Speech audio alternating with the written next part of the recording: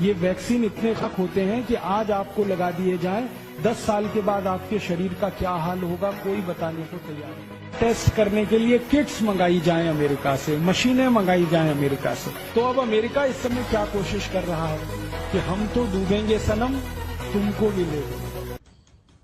Media में 10, 20, 50 कोटि रुपए खर्च करके कंपनी हजारों कोटि का बिजनेस करने का सपना देख रही है। बेफिक्र रहिए, बिंदास रहिए। ये वायरस एक तो है नहीं, और है तो आपके शरीर में प्रवेश करेगा नहीं, और कर गया तो मर जाएगा। इसलिए आप मत घबराइए, आप मत डरिए। और आप घबराना बंद कर देंगे, डरना बंद कर देंगे, तो आप दूसरों को ये बात कह सकेंगे, वो भी घबराना बंद कर देंगे, डरना बंद कर देंगे। हमारे देश की सरकार चलाने वाले नेता और मंत्री, उनको इस तरह की बल्क परचेज करने में करोड़ों रुपए की रिश्वत होती है। जब वो उस कंपनी को प्लेस करते हैं ना ऑर्डर, उन्होंने 10,000 कोटि का ऑर्डर दे दिया, तो इसमें से कम 1000 से 1500 कोटि रुपए मंत्रियों की रिश्वत का फिक्स हो जाएगा। इसलिए सरकार का इंटरेस्ट है कि ये दवा मंगाई जाए। अभी चर्चा ये चल रही है कि हर एयरपोर्ट पे मशीनें लगाई जाएंगी, उनमें से आदमी को गुजार कर टेस्ट करेंगे। वो मशीनें लाखों करोड़ों रुपए की हैं, तो उनका ऑर्डर किसी कंपनी को दे दिया सरकार ने। उस ऑर्डर का 10%, 15% मंत्रियों को मिल गया हिस्सेदारी के रूप में, अधिकारियों को मिल गया। तो सरकार का वेस्टेड इंटरेस्ट ये होता है कि खूब रिश्वत इस तरह के कामों में मिलती है।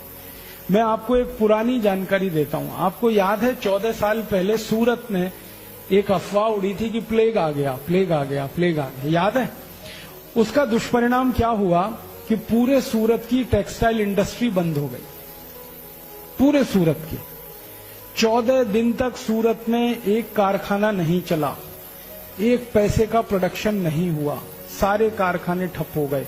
मजदूर भागकर सब अपने गांव चले गए, क्योंकि सबको दहशत और डर बैठ गया। उतनी देर में परिणाम क्या निकला? भारत में कपड़े की कमी आ गई।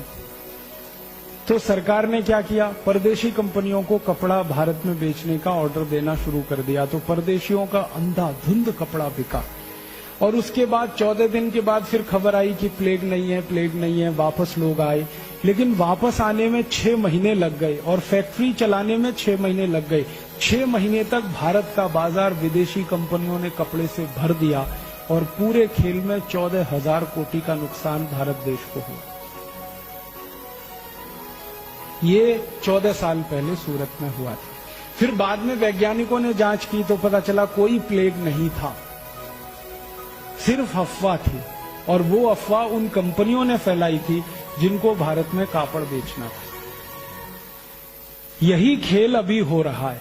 और अभी खेल क्या हो रहा है? पुणे कितने दिन से बंद है? 8 दिन हो गए। पुणे में एक दिन की गतिविधि जो चलती है, जिसको अंग्रेजी में हम सब ट्रांजैक्शन कहते हैं, कितने करोड़ का होगा? 500 कोटि। अब 500 कोटि का ट्रांजैक्शन एक दिन का, तो 8 दिन का 4,000 कोटि रुपए नुकसान हो गया पुणे का, सिर्फ एक झूठी अफवाह के आधार पर। अब ये 4,000 कोटि का नुकसान तो हो ही गया, वो एक बात है। अब वो कंपनी यहां जब दवा बेचेगी और वैक्सीन बेचेगी तो पुणे का और 10,000 कोटि का नुकसान होगा, क्योंकि हम वैक्सीन खरीदेंगे, दवा खरीदेंगे। पैसा उस कंपनी के हाथ में क्या है?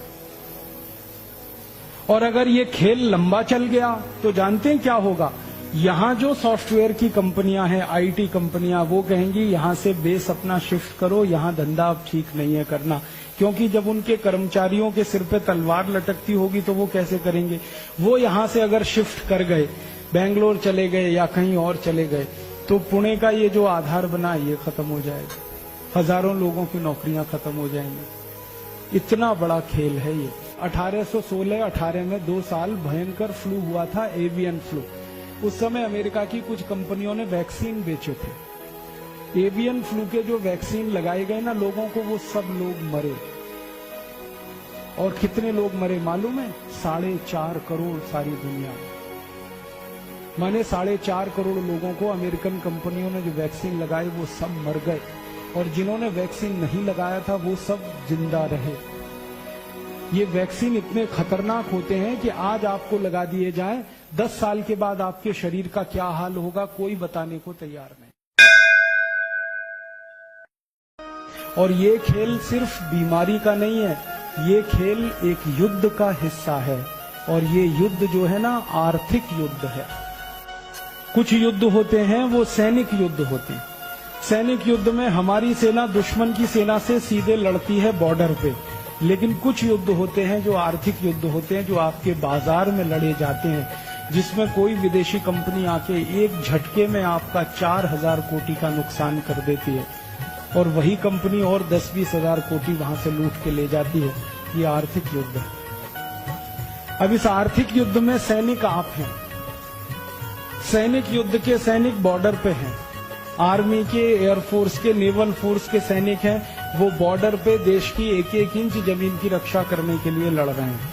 तो आप देश के आर्थिक युद्ध के सैनिक बने, जो देश का एक एक रुपया, एक एक पाई, एक एक धन की संपत्ति को बचाने की लड़ाई लड़े। इसलिए सैनिकों का दिमाग साफ होना चाहिए, क्लियर होना चाहिए अपने उद्देश्य के प्रति और अपनी संपूर्ण समर्पण के प्रति। आपका उद्देश्य अगर आपको साफ दिख रहा है तो युद्ध में आप लड़ेंगे और जीतेंगे, और अगर आपका उद्देश्य ही आपको साफ नहीं दिख रहा है तो लड़ेंगे तो सही लेकिन हारेंगे। इसलिए ये आज का कार्यक्रम रखा गया कि ये आर्थिक युद्ध भारत के खिलाफ शुरू हुआ है और इस युद्ध में बड़े बड़े लोग शामिल हैं।